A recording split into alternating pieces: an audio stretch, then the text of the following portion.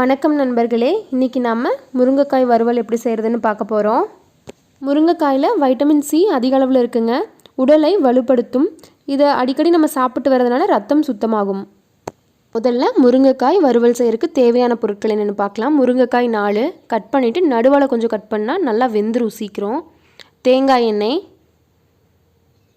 கருவேப்பிலை, கடுகு, பெரிய வெங்காயம் 2, பூண்டு 15-20 பல், தக்காளி 2ங்க, மஞ்சள் தூள், தேங்காய் துருவியது 1 கப்புங்க, சோம்பு ஒரு 3 ஸ்பூனுங்க, வரமிளகாய் காரத்துக்கு ஏற்ற மாதிரி சேர்த்துக்கலாங்க, உப்பு. முருங்கைக்காய் வறுவல் எப்படி செய்கிறதுன்னு பார்க்கலாம் வாங்க. முதல்ல அடுப்பு பற்ற வச்சுட்டு சட்டி காஞ்சதும் தேங்காய் எண்ணெய் ஊற்றுங்க. முருங்கைக்காய் வறுவல் செய்கிறதுக்கு தேங்காய் எண்ணெய் தான் டேஸ்ட்டாக இருக்கும். எண்ணெய் நல்லா காஞ்சதுக்கப்புறம் கடுகு நல்லா பொரிஞ்சதுக்கப்புறம் கருவேப்பிலை,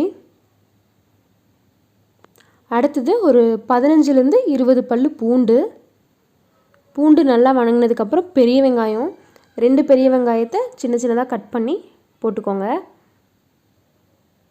இப்போது வெங்காயம் நல்லா வணங்கட்டும்.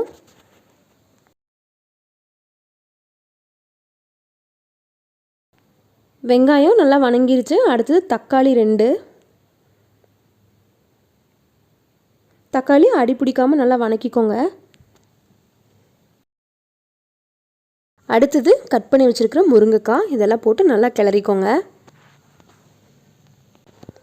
அடி பிடிக்காமல் நல்லா கிளறிக்கோங்க.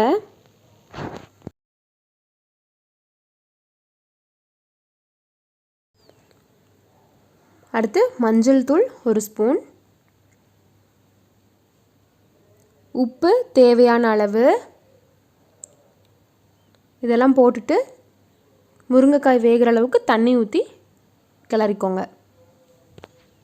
இதில் நம்ம மிளகாத்தூள், மசால் தூள் இதெல்லாம் எதுவுமே போட போகிறது இல்லை. வரமிளகா தான் தேங்காய் கூட சேர்த்து அரைச்சி ஊற்ற போகிறோம்.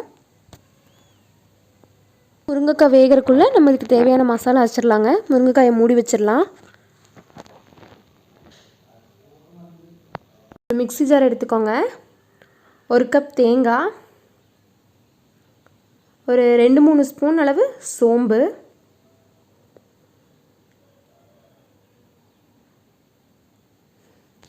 காரத்துக்கு ஏற்ற மாதிரி வரமிளகா, நான் 4 வரமிளகா எடுத்திருக்கேன். இதெல்லாம் போட்டு அரைச்சிக்கோங்க. ரொம்ப நைஸாக வேண்டாம், கொஞ்சம் பருபருன்னு இருக்கிற மாதிரி அரைச்சிக்கோங்க. அடிக்கடி முருங்கைக்காயை கிளறி விட்டுக்கோங்க அடி பிடிக்காமல்.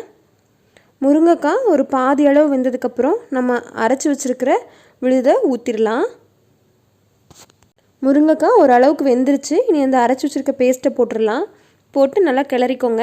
தேவையான அளவு தண்ணி ஊற்றிக்கோங்க. ரொம்ப அதிகமாக ஊற்ற வேணாம்.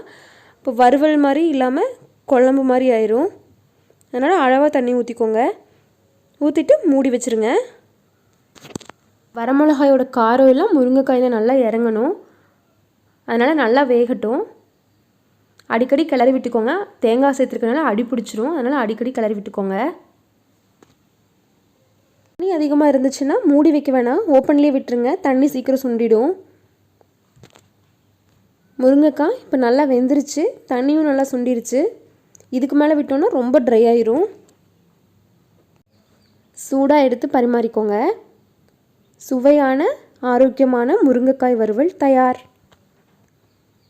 கண்டிப்பாக நீங்களும் இந்த முருங்கைக்காய் ரெசிபியை ட்ரை பண்ணி பாருங்கள். ரொம்பவே ஈஸியாக சிம்பிளாக செய்யக்கூடிய ரெசிபி இது. உணவால் அன்பை பகிர்வோம்.